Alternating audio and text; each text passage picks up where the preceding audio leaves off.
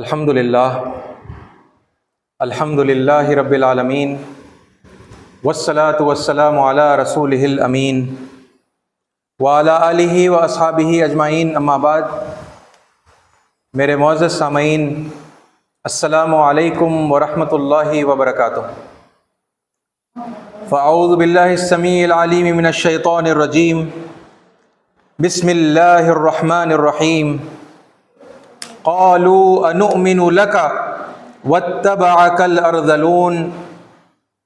सदक़ल्लाहुल अज़ीम व सदक़ रसूलुहुन नबियुल करीम व नहनु अला ज़ालिका मिनश शाहिदीन। बेशुमार हम्द व सना, तारीफ़ें और प्रशंसा हो अल्लाह रब्बुल आलमीन के लिए, जो मेरा और आपका और इस पूरी कायनात का तन्हा खालिक, मालिक, राज़िक़ और परवरदिगार है। और हज़ारों लाखों सलात व सलाम हो अल्लाह के तमाम पैगंबरों पर, तमाम ऋषियों पर, जिन्होंने मुख्तलिफ़ ज़मानों में दुनिया के मुख्तलिफ़ इलाक़ों में लोगों की मुख्तलिफ़ ज़ुबानों में परवरदिगार का सच्चा पैगाम पहुँचाया और उसका हक़ अदा किया। अज़ीज़ साथियों, आए दिन नफ़रतें पहले से ज़्यादा भड़कती हुई और दहकती हुई नज़र आ रही हैं। और पिछले चंद दिनों में कई ऐसे वाक़यात हमारे सामने आए जहाँ पर लोग एक दूसरे से तफरीक़ की बिना पर, लड़ाई झगड़े पर और खून खराबे पर और बेइज्जत करके और बलात्कार करके अपनी नफ़रतों को ज़ाहिर कर रहे हैं, अपनी दुश्मनी आपस में निकाल रहे हैं। वो चाहे मणिपुर में हो या हरियाणा में हो या बिहार में हो या यूपी में हो और मुल्क के मुख्तलिफ़ इलाक़ों में हो या फिर हमारे भारत के बाहर दुनिया के और दूसरे इलाक़ों में हो। अजीज़ साथियों, इंसान दरअसल इंसान से लड़ रहा है। ये जो नफ़रतें हैं, इन नफ़रतों को नफ़रतों से नहीं मिटाया जा सकता। इस बात को हम जितना जल्दी समझेंगे उतना जल्दी हमारे लिए बेहतर होगा कि आग को आग से नहीं बुझाया जा सकता और कीचड़ को कीचड़ से नहीं धोया जा सकता। अजीज़ साथियों, अगर आग बुझानी है तो फिर किसी ऐसे एलिमेंट का इस्तेमाल करना पड़ेगा जो उस आग को बुझाने की सलाहियत रखता हो। और आम तौर पर हम आग को पानी से बुझाते हैं। अजीज़ साथियों, इस आग को बुझाने के सिलसिले में आपके सामने मुख्तलिफ़ मौज़ूओं के ऊपर अलग अलग पहलुओं से दलाइल के साथ आपके सामने बात रखने की लगातार जुस्तजू और कोशिश जारी है। मैंने इससे पहले आपके सामने हज़रत नूह अलैहिस्सलाम के सिलसिले में कुरान मजीद की रोशनी में चंद इशारे और चंद दलाइल पेश किए। जो लोग इन आयात को और उससे अख़ज़ की गई बातों को दलाइल नहीं मानते, नहीं समझते, वो कम से कम उनको इशारों की तरह समझ सकते हैं, कंसिडर कर सकते हैं। और हज़रत नूह अलैहिस्सलाम की हस्ती वो हस्ती है जिनको हमारा हिंदू समाज भी मानता है, जूस एंड क्रिश्चियंस भी मानते हैं और मुसलमान भी उनको मानते हैं।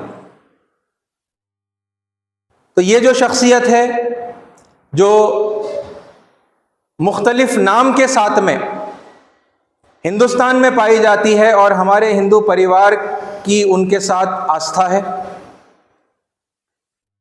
जूइश क्रिश्चियन और मुस्लिम वर्ल्ड के अंदर ये लोग समझते हैं कि नोआ ऑफ द आर्क या नूह अलैहिस्सलाम ये एक ही शख्सियत है, लेकिन उस रिश्ते को हिंदुस्तान के महर्षि मनु या महाजल प्लावन वाले मनु के साथ जोड़ने की जो बात है, ये बहुत कम लोग है ना ये रिश्ता समझ पाए हैं कि ये दोनों शख्सियतें महर्षि मनु या महाजल प्लावन वाले मनु और हज़रत नूह अलैहिस्सलाम या प्रॉफिट नोआ ये दरअसल एक ही शख्सियत है।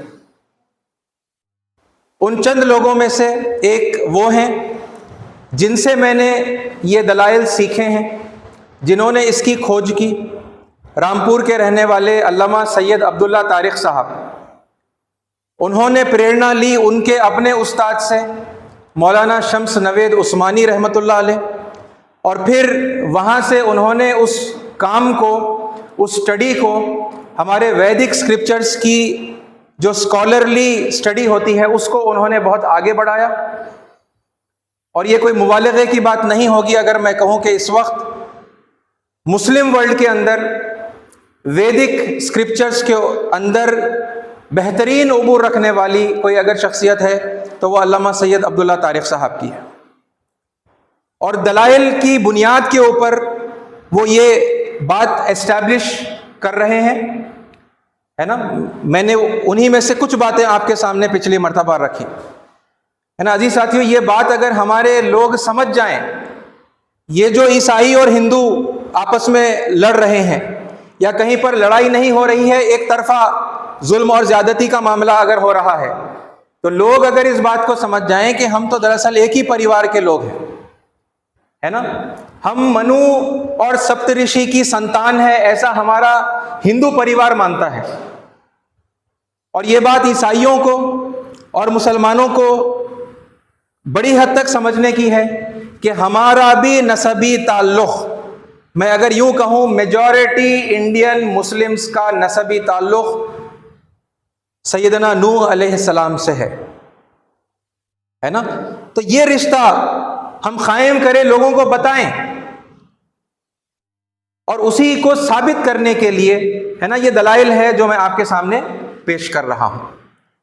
मैंने आपके सामने अब तक 4 अहम तरीन बातें कुरान मजीद की रोशनी में पेश की है ना। पिछली मर्तबा मैंने आपको यह बताया कि कुरान मजीद में हज़रत नूह अलैहिस्सलाम अपनी कौम से कह रहे हैं कि ऐ मेरी कौम के लोगों, ऊपर वाले से, रब से इस्तिग़फ़ार करो, अपने पापों की क्षमा मांगो, है ना। वो क्या करेगा? वो तुम पर बारिश बरसाएगा, बेहतरीन बारिशें बरसाएगा, है ना। इससे एक इशारा मिला कि यहां के रहने वाले जो लोग थे उनका जो मेन प्रोफेशन था या मेन आप इंडस्ट्री कहें तो वो एग्रीकल्चरल इंडस्ट्री थी, क्योंकि बारिशों से ही ये बात तय होती है कि फसल कैसे आएगी।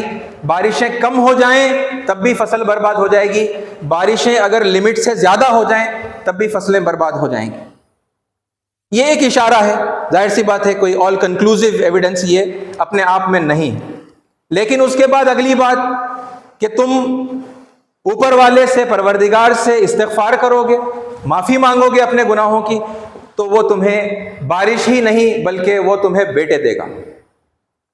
बेटों की मोहब्बत और बेटियों से कराहियत पिछले ज़मानों के अंदर यहां पर हम देखते आए हैं, उसकी तफसील मैंने आपके सामने रखी।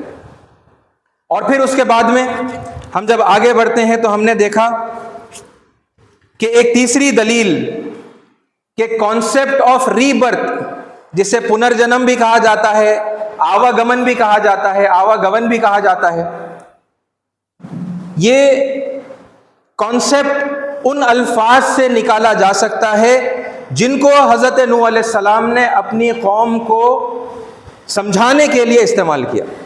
अगर उन अल्फाज को लिटरल मीनिंग में ले लिया जाए तो फिर ये कॉन्सेप्ट निकलता है। ये कॉन्सेप्ट किन लोगों में पाया जाता है तो पता चलता है कि हमारी हिंदू कौम में पाया जाता है। और फिर अजीज साथियों, इसके बाद यानी जो चौथी बात मैंने आपके सामने रखी थी वो थी कि हमारी कौम, हमारा हिंदू समाज एस्ट्रोनॉमी और एस्ट्रोलॉजी ये दो मैदानों के अंदर बहुत आगे है, अब से नहीं, यानी प्राचीन काल से, वैदिक जमाने से, वैदिक काल से ये लोग बहुत आगे हैं। और हजरत नूह अलैहिस्सलाम अपनी कौम से कह रहे हैं, क्या तुम सूरज और चांद और तारों को जो है देखते नहीं, है ना? और ये दिन और रात का जो मामला है, सूरज का, है ना, उभरना और फिर ढलना, चांद का आना जाना, ये बातों पर यानी गौर करने वालों को ही तवज्जो दिलाई जाती है कि देखो तुम तो देखते ही हो, यू आर स्टडिंग, है ना, इस मामले में इतना तहकीक तुमने की है, इतना इल्म तुमने हासिल किया है, तुम देखते ही हो ना, ये तुम्हारे रब ने बनाई है। अजी साथियों, ये चार इशारे ही कहें, ये चार इशारे इससे पहले तक की हमारी गुफ्तगू में मैंने आपके सामने रखे। अजी साथियों, इससे और आगे बढ़कर ये रिश्ते जोड़ने के लिए दलाइल क्यों हैं, ताकि समझ में आ जाए कि ये महर्षि मनु या महाजल प्लावन वाले मनु हज़रत नूह अलैहिस्सलाम ही हैं, है ना, और हम उनकी संतान हैं। ये जो हिंदू हैं, ये जो भारत में रहने वाले जो लोग ईसाई हो गए हैं, वो जो मुस्लिम हो गए हैं, इस्लाम कबूल कर चुके हैं, ये सब दरअसल एक ही परिवार के लोग हैं। ये आपस में इनका खून का रिश्ता है जो जाकर वहाँ पर मिलता है हज़रत नूह अलैहिस्सलाम के पास, ये हम कायम करने की कोशिश कर रहे हैं, है ना। तो ये साथियों, पांचवी दलील या पांचवा इशारा कुरान मजीद में हज़रत नूह अलैहिस्सलाम जब अपने कौम के लोगों को सच्चाई की तरफ बुला रहे थे, परमेश्वर का संदेश लोगों के सामने पेश कर रहे थे और वो चाहते थे कि लोग उसे कबूल कर लें, तो उनकी कौम के बाज़ लोगों ने उनके सामने एक ऑब्जेक्शन पेश किया। वो ऑब्जेक्शन क्या है, देखिए कुरान मजीद के अल्फाज में, क़ालू, उन्होंने कहा, ऑब्जेक्शन करने वालों ने कहा, अनुमिनु लका वत्तबअकल अर्ज़लून, क्या हम तुम्हारे पीछे चलें, है ना, तुम्हारी पैरवी, तुम्हारी इत्तिबा इख्तियार कर लें, जबकि तुम्हारी पैरवी, क्या हम तुम पर ईमान लाएं, अनुमिनु लका, क्या हम तुम्हें मान लें, तुम्हारी बातों को मान लें, उस पर ईमान लाएं, वत्तबअकल अर्ज़लून, जबकि तुम्हारी पैरवी तो वो लोग करते हैं जो अर्ज़लून हैं। ये अर्ज़लून बहुत गौर करने की चीज, रजील, निचली जाति के लोग, डाउन ट्रॉडन, शूद्र कहिए, नीच कहिए, ये अल्फाज उन्होंने इस्तेमाल किए और करीब आने से मना कर दिया और हक की बात को मानने से इनकार कर दिया। रीजन क्या है, ये रजील तुम्हारे पास बैठे हुए हैं, ये तुम्हें फॉलो करते हैं और हम भी आ जाएं। ऊंच नीच का तसव्वुर, कास्ट सिस्टम का तसव्वुर, लोगों को अलग अलग जातियों में बांटने का तसव्वुर यहां पर इस आयत के इन अल्फाज में, इस लफ्ज में मिलता है। अर्ज़लून, रजील, नीच, शूद्र, अनटचेबल्स।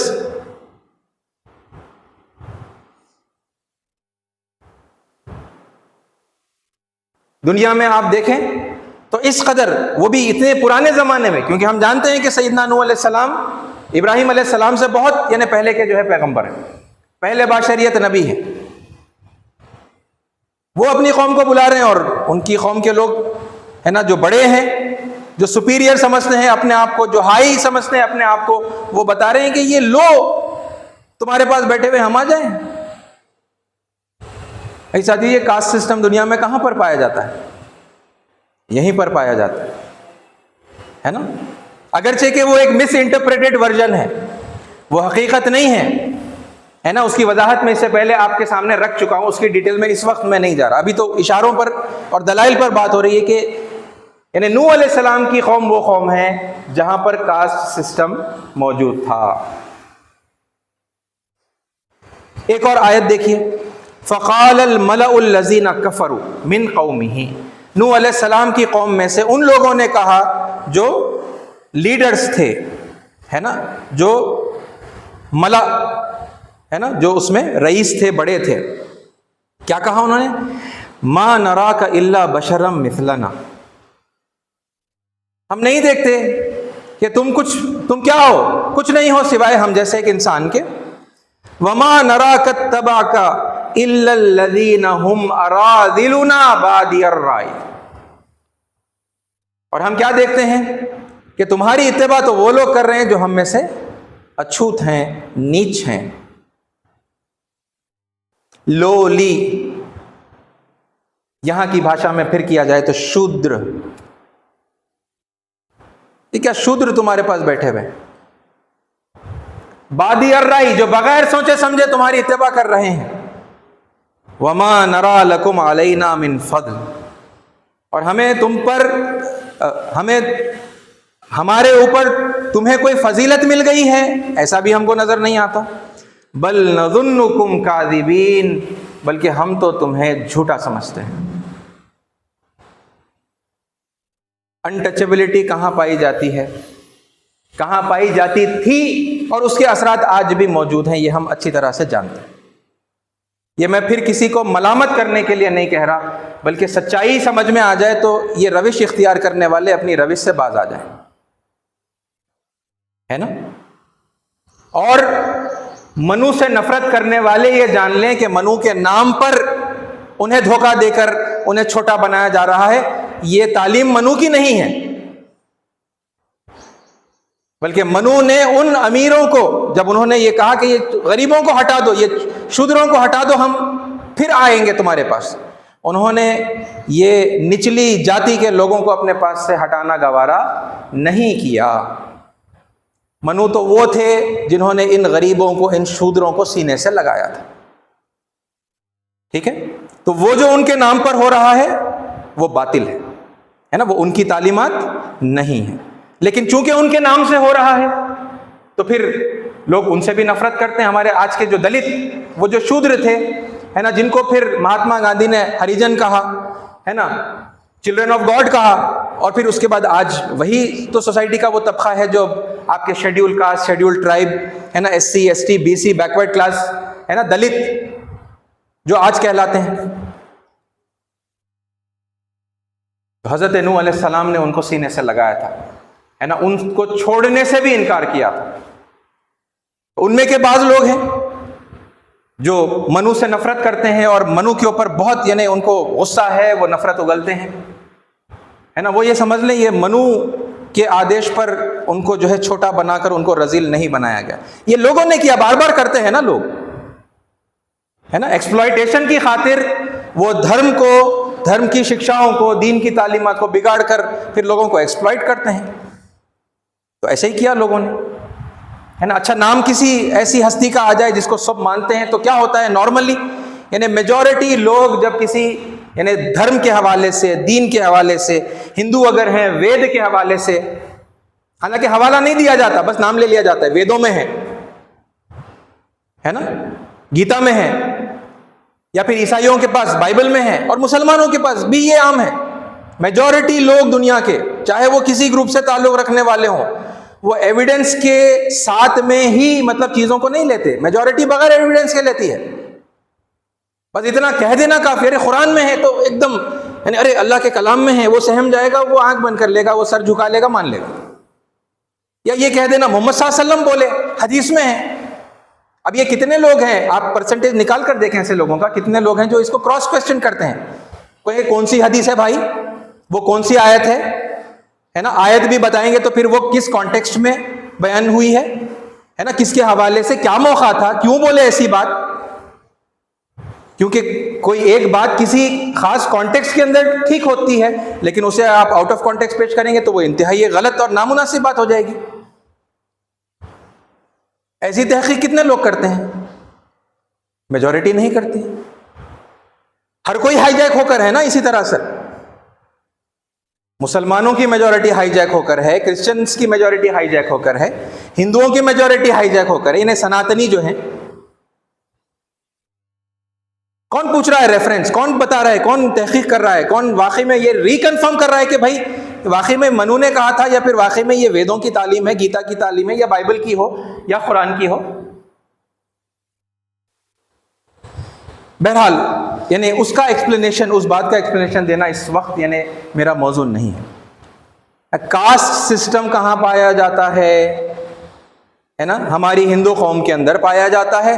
पता चला हज़रत नूह जिसका जिक्र कुरान मजीद में अल्लाह ताला कर रहे हैं, है ना, उनकी कौम के लोगों ने भी इसी तरह का एतराज़ किया, है ना, बताया कि वो रजील हैं, हम उनके करीब नहीं आ सकते।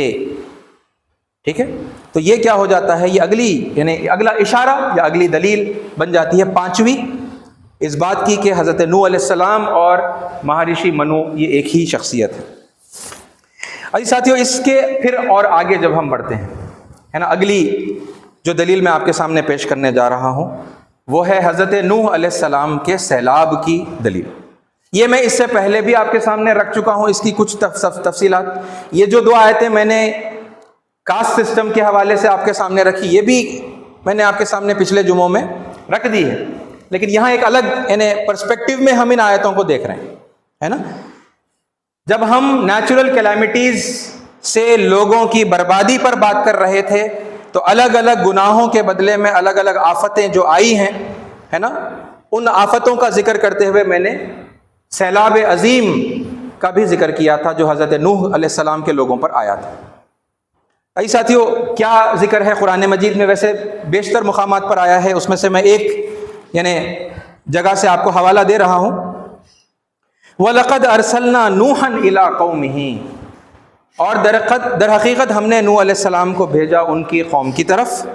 फ़लबिथ फ़ीहिम अल्फ़ सनतिन इल्ला ख़म्सीना आमा, तो वो अपनी कौम में 1000 कम 50 साल रहे, यानी 950 ईयर्स, है ना, वो उनके दरमियान में रहे। फ़अख़ज़हुमुत तूफ़ान वहुम ज़ालिमून, फिर आखिरकार एक पानी के बड़े तूफान ने, सैलाब ने, आज की टर्मिनोलॉजी में सुनामी ने उनको आ लिया और वो जालिम थे। क्योंकि वो जालिम थे।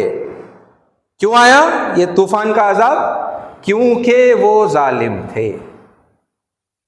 ऐसे साथियों, ये तो वाक़या आप जानते हैं, है ना। वाक़े की मैं मतलब बिल्कुल एक छोटा सा खुलासा अगर आपके सामने रखूं, हम जानते हैं कि नूह अलैहिस्सलाम के ऊपर बहुत थोड़े से लोग, है ना, ईमान लेकर आए।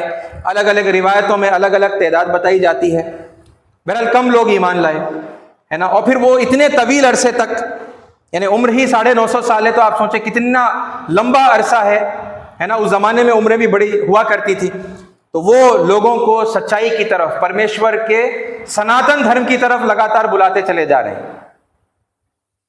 लेकिन अक्सरियत ने नहीं माना और वो बहुत ज़्यादा जुल्म और ज़्यादती और पाप जो है करते रहे, है ना। तो फिर अल्लाह ताला ने क्या किया? अल्लाह ताला ने नूह अलैहिस्सलाम को हुक्म दिया कि वो एक कश्ती बनाए।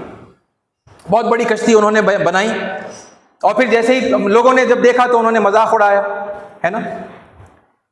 और जब सैलाब का वक्त आ गया तो फिर नूह अलैहिस्सलाम को ये हुक्म हुआ कि आप हर जानवर का एक जोड़ा और परिंदों में से हर एक का जोड़ा आप लें और ईमान वालों को अपने साथ में लें और कश्ती पर सवार हो जाएं, है ना।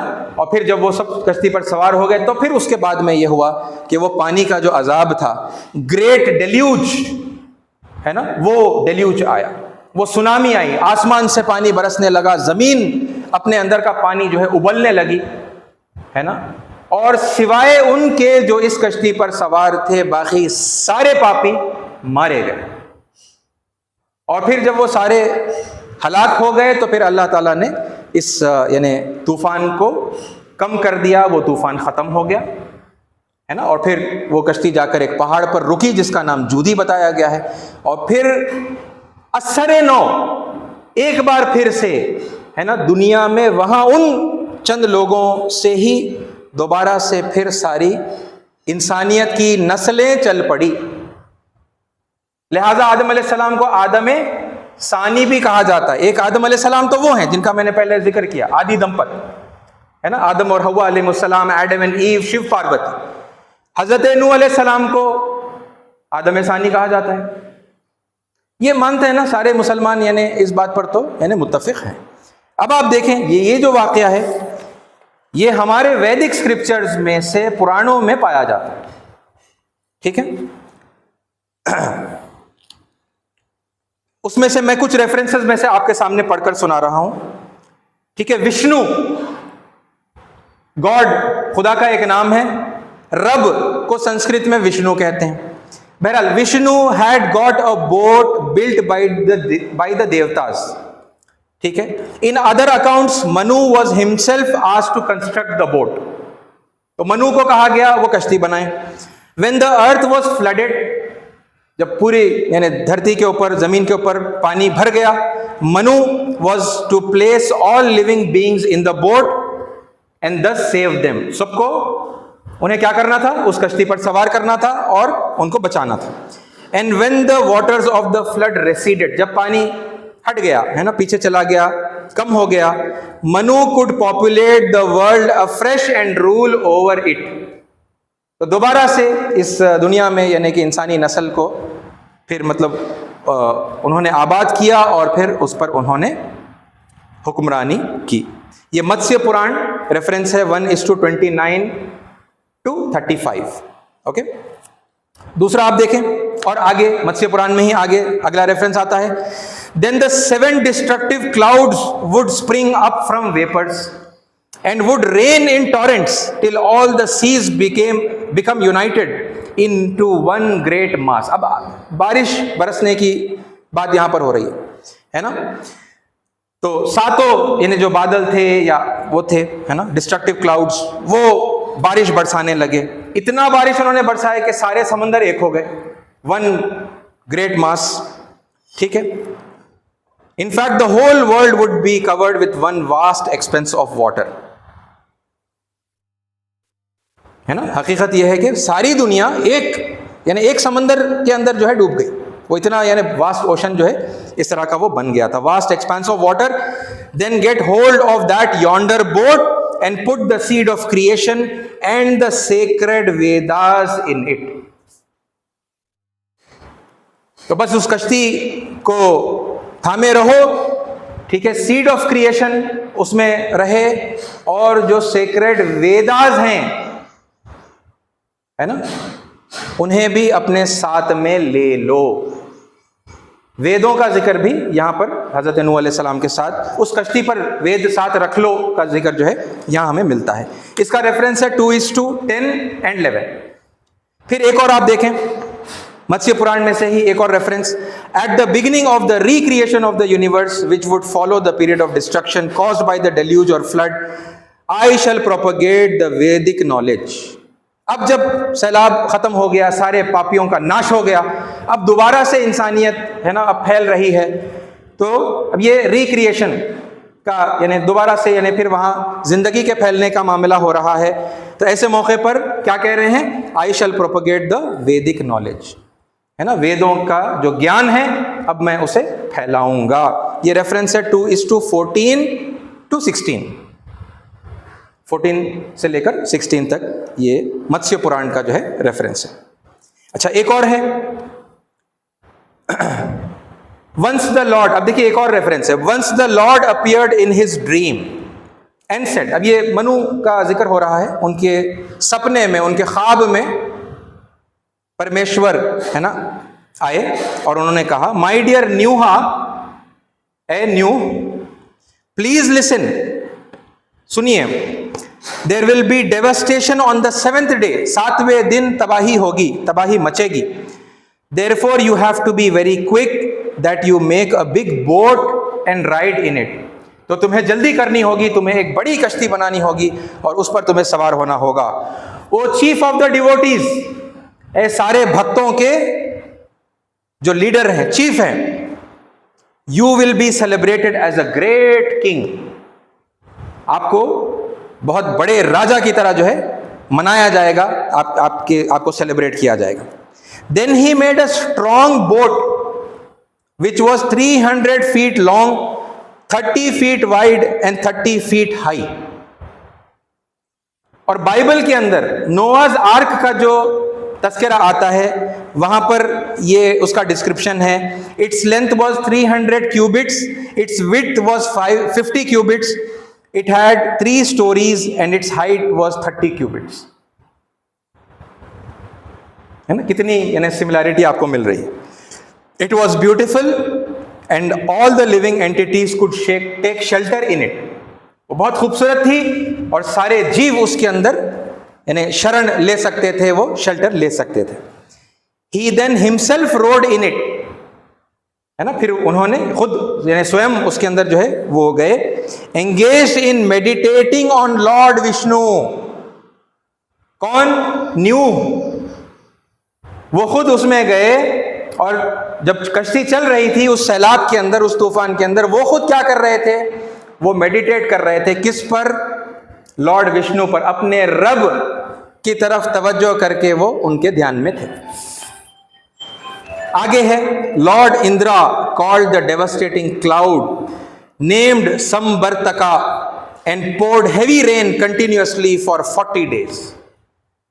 फिर रब ने, लॉर्ड विष्णु है ना, लॉर्ड इंद्रा, ये देखिए अल्लाह ताला के जैसे अरबी में बेशुमार अलग अलग नाम होते हैं, वैसा उन्होंने क्या कहा?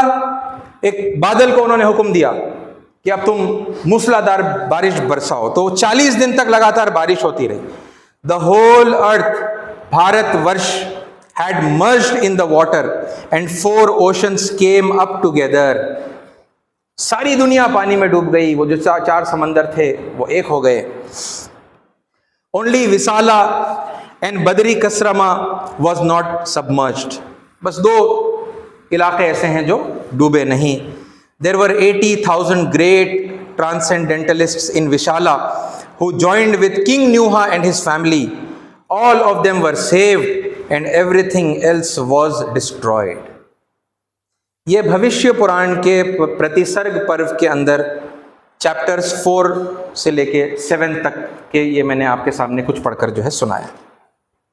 साथियों, नूह अलैहिस्सलाम के सैलाब का वाक़या कुरान में है, मैंने आपको एक रेफरेंस दिया, बाइबल में है, उसके रेफरेंसेस इस मौके पर मैंने आपको नहीं दिए, लेकिन मशहूर है ना। आप कोई कॉमन क्रिश्चियन से भी आप पूछेंगे तो वो नोआ ऑफ द आर्क के हवाले से आपको ये दास्तान सुनाएगा, है ना, ये वाक़या सुनाएगा कि ये माजी में हुआ है। बहुत अजीम, बहुत बड़े पैगंबर गुजरे हैं, नोआ, प्रॉफिट नोआ। आप किसी भी मुसलमान से पूछ लीजिए, वो आपको बताएगा हज़रत नूह अलैहिस्सलाम, है ना, और सैलाब का वाक़या। अजी साथियों, यही वाक़या हमारी हिंदू कौम के पास पाया जाता है, और वहाँ न्यूह के नाम के साथ और बाज़ जगह मनु के नाम के साथ में वही वाक़या, कुछ कमी बेशी, कुछ डिफरेंसेस होंगे, मगर यानी एसेंस वाक़े की एक है कि नहीं, जिस्ट एक है कि नहीं है? जिस्ट एक है। वो बता रहे हैं कि ये हमारे महर्षि हैं, महर्षि मनु, महाजल प्लावन वाले मनु, यानी उनका टाइटल ही, यानी क्योंकि मनु भी बहुत सारे हुए हैं, तो इनका स्पेशल टाइटल क्या है? महाजल प्लावन वाले Manu, the Manu of the great deluge, सैलाब अजीम वाले मनु। और वो उनके इस टाइटल के साथ में ये वाक़या जो है बयान किया जाता है। तो क्या अभी ये इतना मतलब डिफिकल्ट है इस बात को कॉम्प्रिहेंड करना और समझना कि अरे ये हज़रत नूह अलैहिस्सलाम ही की बात हो रही है, ये महर्षि मनु, ये न्यूह, ये हज़रत नूह अलैहिस्सलाम ही है। अजी साथियों, ये क्या थी? ये छठी दलील या छठा इशारा समझें, है ना, कि हज़रत नूह अलैहिस्सलाम और महर्षि मनु एक ही थे। अजी साथियों, इसी से जुड़े हुए 2 और बातें हैं, बहुत मुख्तसर, 2 और दलाइल या 2 और इशारे। एक इशारा क्या है? ये जो नूह, जो अरबी में नूह कहा जाता है, इंग्लिश के अंदर थोड़े से प्रोनाउंसिएशन के डिफरेंस के साथ में नोआ, नोआ कहते हैं, NOAH लिखते हैं और नोआ कहते हैं। तो हमें मालूम है ना, नूह और नोआ भाई एक ही शख्सियत की बात हो रही है। यहां न्यूह का जो है नाम इस्तेमाल हुआ। न्यूह का मादा, देखिए जो डिवाइन लैंग्वेजेस हैं, ठीक है, जैसे हम अरबिक को जानते हैं या मानते हैं, है ना, या ये मतलब बहुत एंशिएंट लैंग्वेज और इंपॉर्टेंट लैंग्वेजेस जो हैं, उनके अंदर अल्फाज का मादा होता है, रूट वर्ड होता है ना। बिल्कुल इसी तरह संस्कृत भाषा में भी मूल धातु, मूल होता है, रूट, है ना। तो अल्फाज होते हैं, शब्द होते हैं, शब्द का जो है मूल होता है, उनकी मूल धातु होती है। यानी जैसे अरबी में, है ना, 3 अल्फ़ाबेट्स के साथ में फिर, है ना, मादा बनता है, वो मादे से फिर बहुत सारे वर्ड्स जो है बनाए जा सकते हैं, तो ऐसा संस्कृत में भी होता है। ऐसा साथियों, नूह का मादा अरबी में हमें नहीं मिलता, ठीक है। दुनिया के और बहुत सारी दूसरी ज़बानें हैं, उनमें यह मादा हमें नहीं मिलता। ठीक है, लेकिन न्यूह का मादा हमें संस्कृत भाषा में मिलता है और इसका मतलब है कश्ती, कश्ती वाला। ऐन मुनासिब है सारे पैगंबरों में से उसी हस्ती के लिए जिसके साथ वो वाकया पेश आया, उनका नाम वही है, उनकी भाषा के अंदर कश्ती, कश्ती वाला। ये 7वीं दलील थी, ये 7वां इशारा समझिए, ठीक है। और फिर उसके बाद 8वीं बात, और आज फिर मतलब इस बात को यहाँ तक मतलब मैं कंक्लूड करूँगा। कई साथियों, कुरान की इस आयत को सुनिए आप। ये जो सैलाब आया, तो ये सैलाब शुरू कहाँ से हुआ है ना, उसके बारे में कुरान मजीद क्या बयान कर रहा है। हत्ता इज़ा जाअ अमरुना, यहाँ तक कि हमारा हुक्म आ गया, हमारा आदेश आ गया। वफ़ारत तन्नूर, और तन्नूर उबल पड़ा। कुल नहमिल फ़ीहा मिन कुल्ली ज़ौजैन इत्नैन, तो फिर हमने कहा अब सवार हो जाओ कश्ती में, है ना, और हर जानदार का जो है जोड़ा अपने साथ रख लेना। व अहलका, और फिर हलाक कर दिया बाकी सारों को। इल्ला मन सबक़ अलैहिल क़ौल, सिवाय उनके जिनके बारे में ये बात पहले से तय हो गई थी। वमन आमन, और वो लोग भी बचा लिए गए जो नूह अलैहिस्सलाम पर ईमान लाए थे। वमन आमन वमा आमन माहु इल्ला कलील, कुरान कोई नंबर नहीं बताता, बस इतना बताता है वो थोड़े ही थे जो ईमान लाए। अजीज साथियों, यहाँ इस पूरी आयत के अंदर ये सैलाब शुरू कहाँ से हुआ है ना, कुरान ने कहा वफ़ारत तन्नूर, और तन्नूर उबल पड़ा।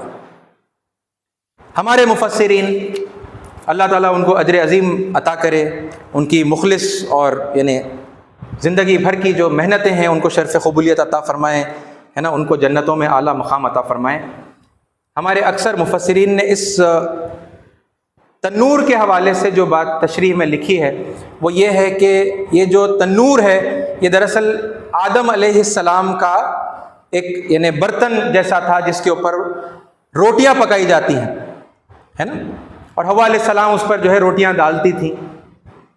ये है वो, और सबसे पहले जो है पानी उसके नीचे से उबलना शुरू हुआ, है ना। ये बात जो है इस यानी नाम के इस चीज़ के हवाले से, तन्नूर के हवाले से जो है बहुत सारे हमारी यानी तफसीरों के अंदर आई है। इस साथियों, एक और पहलू है जो बहुत यानी करीब के दौर में दरियाफ्त हुआ, एक और एंगल से यानी इस पर तहकीक की गई, और जैसा मैंने आपके सामने पहले नाम भी कहा, ये अल्लामा सैयद अब्दुल्ला तारिक साहब ने खोज कर निकाला है। उन्होंने इंटरनेट के ऊपर मैप खोला, वर्ल्ड का मैप। ये आप भी कर सकते हैं और करिए, मैं चाहता हूं कि आप भी करिए। और उन्होंने सर्च किया कि कोई दुनिया में ऐसा मकाम है क्या जिसका नाम तन्नूर है। तो आश्चर्य की और यानी खुशी की बात यह है कि आप जब सर्च करेंगे, गूगल मैप खोल लीजिए, आपके अब तो मोबाइल के अंदर गूगल मैप है, आप गूगल मैप खोल लीजिए, आप उसके अंदर तन्नूर टाइप करिए, आपको दुनिया में तन्नूर का जो मुकाम है वो आज भी मिल जाए। केरला के अंदर मल्हापुरम डिस्ट्रिक्ट के अंदर एक सिटी है जो बिल्कुल साहिल के किनारे है, साहिल को लक्के है, जिसका नाम है तन्नूर। और दुनिया में अब तो कम से कम हम वीडियो वगैरह पर तो कम से कम देख चुके हैं कि जब साइक्लोन आता है, सुनामी आती है, तो सबसे पहले कौन सा एरिया डूबेगा? क्या मेन सिटी पहले डूबेगी या कोस्टल सिटी पहले डूबेगी? तो जो साहिल पर जो शहर बसेगा वो पहले डूबेगा ना। वफ़ारत तन्नूर, तो नूह अलैहिस्सलाम के जिस दुनिया के जिस मुकाम पर वो बसे थे उसके नाम के साथ में आपको कुरान मजीद में मिलता है। और अगर एग्जैक्टली यानी उस सिटी में रहे थे, अगर हम ये भी ना कहें तो फिर यानी भारत में तो रहे थे, हमारे इंडिया में रहे थे, हिंद में रहे थे, है ना। ऐसे साथियों, हज़रत नूह अलैहिस्सलाम हिंदुस्तान के अजीम पैगंबर हैं और ये मुमकिन नहीं है, इस बात को भी आप जहन में रखिए, ये मुमकिन नहीं है कि अल्लाह ताला सिर्फ और सिर्फ अरबी और अरबस्तानी और अरब दुनिया के पैगंबरों का जिक्र करे कुरान मजीद में और हिंदुस्तान को छोड़ दे। अल्लाह ताला ने हिंदुस्तान को छोड़ा नहीं है, भारत को भूले नहीं है। यहाँ के सबसे बड़े पैगंबर का जिक्र, उनके वाक़यात अल्लाह ताला ने बताए, है ना। ऐ साथियों, ये क्या है? ये सब इशारे हैं, है ना। ज़रा समझें। फिर भी समझ में नहीं आया, आप जाइए, है ना। आपको वीडियो के डिस्क्रिप्शन के अंदर रेफरेंसेस, आयतें भी हैं, मैंने डाली हैं, कुछ ट्रांसलेशन भी डाले हैं, नंबर है, आप अपने यानी पसंद का तर्जुमा आप देख लीजिएगा। और फिर पुराणों के रेफरेंसेस या जो भी, मैं आमतौर पर जो भी रेफरेंस देता हूं तो फिर यानी बाइबल का हो, वेदों का हो, गीता का हो, वो आपको वहां पर रहे। आप जाइए ना, आप निकाल कर फिर क्रॉस चेक भी करिए, देखकर ही मानिए, अपने आंखों से देखकर ही मानिए, मगर करिए ना। हमारे करने के अंदर, है ना, लोगों की जाने जा रही, माओ बहनों का जो है बलात्कार हो रहा है ना। और ये लोग नहीं जानते कि, हालांकि कहते हैं, फिर क्या कहते हैं, हम मनु और सप्त ऋषि की संतान हैं। ये हमारी हिंदू कौम मानती है कि हम मनु और सप्त ऋषि की संतान हैं। और ये 7 ऋषि जो हैं, ये पॉपुलरली ऐसा माना जाता है कि नूह अलैहिस्सलाम के 7 बेटे थे। यहाँ हमारी हिंदू कौम की जो मान्यता है वो बता रहा हूं मैं आपको। और हर एक हिंदू अपनी लीनियज को, अपने गोत्र को जाकर ये 7 में से किसी एक ऋषि से जोड़ता है, उसका रिकॉर्ड है उनके पास। जी साथियों, अगर सब ऋषियों की संतान है तो फिर कोई पराया नहीं है और कोई छोटा और बड़ा भी नहीं है। कोई जन्म के आधार पर निचली जाति का और कोई दूसरा जन्म के आधार पर ऊंची जाति का, सब ऋषियों की संतान है ना। सब मुकर्रम है, सबकी इज्जत है। यही बात कुरान में कही अल्लाह ने, वलक़द कर्रमना बनी आदम, हमने बनी आदम को, आदम अलैहिस्सलाम की औलाद को हमने इज्जत बख्शी है। हम नहीं कर रहे एक दूसरे की इज्जत ना, हम एक दूसरे को पराया समझ रहे हैं। और ये दूरियां अब इस नौबत तक जो है हमें लाकर खड़ा कर चुकी हैं। इस साथियों, ये बातें अगर समझ में आए तो प्लीज़ उसे आगे तक पहुंचाइए। मेरा नाम, मेरा हवाला ज़रूरी नहीं है, ठीक है, मगर बात पहुंचाइए। ये जहां फसादात हो रहे हैं वहां और पहले पहुंचाइए। हमारे कोई कॉन्टैक्ट्स, हमारे कोई लिंक्स नहीं है, तो वहां लोगों को बताया जाए और वहां पर लगी आग को इस पानी के साथ में बुझाया जाए। अल्लाह ताला हमें हक़ बात सुनने की, समझने की, उसे कबूल करने की, उस पर अमल करने की और फिर दूसरों तक पहुँचाने की तौफ़ीक़ अता फ़रमाए। आमीन। व आखिर दावाना अल्हम्दुलिल्लाहि रब्बिल आलमीन। जो हज़रात सुन्नतें नहीं पढ़ें, सुन्नतें पढ़ लें।